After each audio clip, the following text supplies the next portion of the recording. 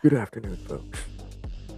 We're going to talk about radio encryption and how it applies to public information. So, if you haven't already heard the arguments placed forward on my scanner page, I compiled a small list here that would present itself as the argument against radio encryption in its blanket format, in its current standard format in Odessa, Texas, and in Ector County. Just mind you, this has been a hot topic of mine for the past 6 years when it first was implemented back in 2019.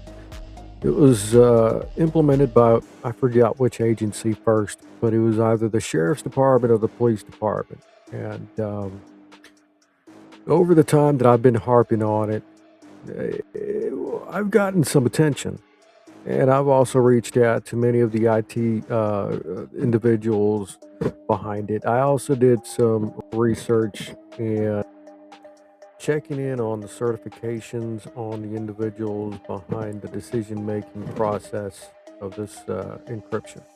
And came to find out that most of the individuals were not certified in public information or worked in other departments that either did not require the certification or in some way indirectly led to the decision making by this individual. Now, some of these individuals no longer exist.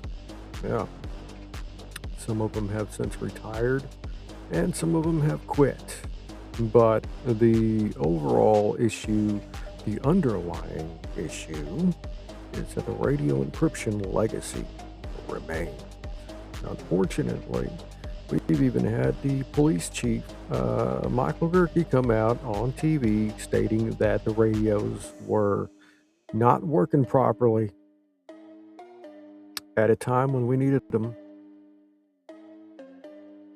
On that fateful day, they don't care. They're just there for the prestige. Folks, we can't have that. So, this is me reaching out. We need to drop the radio encryption.